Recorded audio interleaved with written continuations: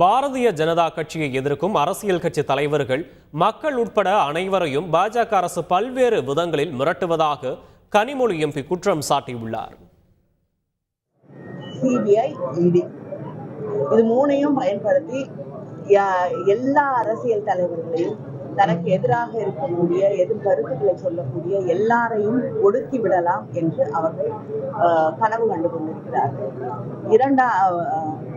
ஆம் ஆத்மி கட்சியை எடுத்துட்டீங்கன்னா முதல்ல துணை முதலமைச்சரை கைது செய்தார்கள்.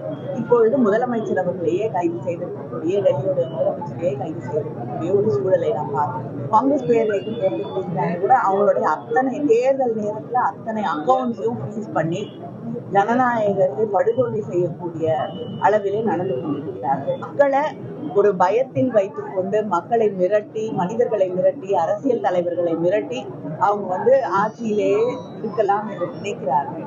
ஆனால் இந்திய மக்கள் ஜனநாயகத்தின் மீது நம்பிக்கை இருக்கக்கூடியவர்கள், சிந்திக்கக்கூடியவர்கள். அதனால இதை எல்லாத்தையும் முடக்கணும்னு நினைக்கக்கூடிய யாரையும் அவர்கள் ஏற்றுக்கொள்ள மாட்டார்கள். செய்திகளை உடனுக்குடன் தெரிந்து கொள்ள உடனே சப்ஸ்கிரைப் பண்ணுங்க.